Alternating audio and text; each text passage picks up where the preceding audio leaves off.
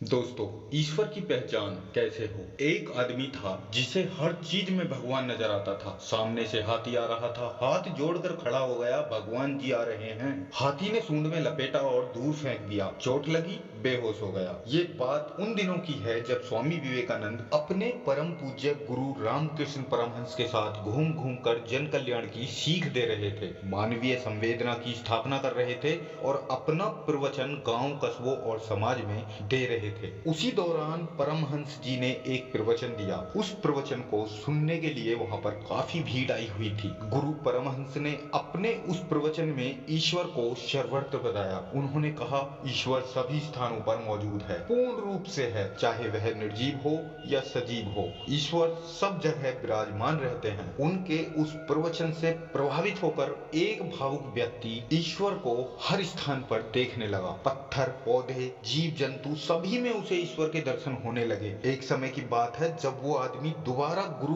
परमहंस से मिलने के लिए जंगल के रास्ते से जा रहा था। तभी रास्ते में उसे एक हाथी मिला। उस हाथी पर महावत सवार था और वो महावत दूर से उस आदमी को चिल्ला रहा था, हट जाओ वरना हाथी नुकसान पहुंचा सकता है। किंतु उस आदमी पर गुरु का इतना बड़ा प्रभाव था, वह उस हाथी में ईश्वर को देखता रहा और हाथ जोड़कर हाथी के सामने खड़ा हो गया। तभी उस हाथी ने उसे अपनी सूंड में लपेटा और बड़े जोर से पटका। वो आदमी बुरी तरह घायल हो गया। वो चोट इतनी दर्दनाक थी कि वो मूर्छित होकर वहीं पर गिर पड़ा। लेकिन जब उसको होश आया और उसकी आंखें खुली तो उसने देखा सामने गुरु परमहंस अपने शिष्यों के साथ खड़े थे। गुरु के पूछने पर उस व्यक्ति ने बताया उसे हाथी में ईश्वर दिख रहे थे, इसलिए वह हाथ जोड़कर बिना किसी डर के हाथी के सामने खड़ा हो गया, बिना उससे भयभीत हुए। इस पर गुरु तो चुप खड़े थे। तभी उनके शिष्य विवेकानंद ने उस आदमी से कहा,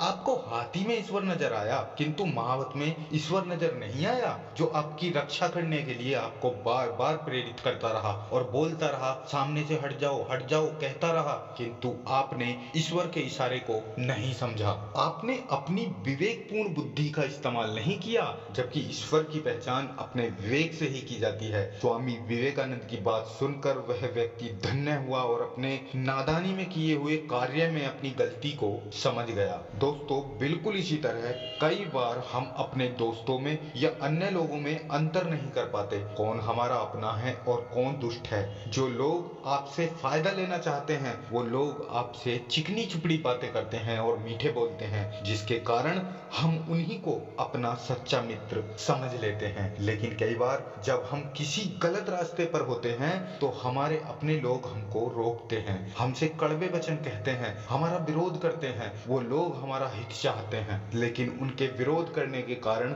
हम उनसे दूर होते चले जाते हैं। वो चाहे हमारे माँ बाप हों या कोई हमारा शुभचिंतक हो, उनके पास जाना बंद कर देते हैं। लेकिन यहाँ पर हमें जरूरत है अपनी विवेक बुद्धि की। हमें अपने विवेक को इस्तेमाल करना होगा और अपने विवेक से उसका चयन करना होगा कि कौन सही है और कौन गलत। दोस्तों, झूठ को सच से अलग करने वाली जो विवेक बुद्धि है उसी का नाम ज्ञान है। दोस्तों, अगर ये वीडियो आपको पसंद आई तो वीडियो को लाइक करना और चैनल को सब्सक्राइब करना, क्योंकि इस तरह की वीडियो हम आगे भी आपके लिए लाते रहेंगे। मिलते हैं फिर किसी नई वीडियो के साथ, तब तक के लिए जय हिंद मित्रों।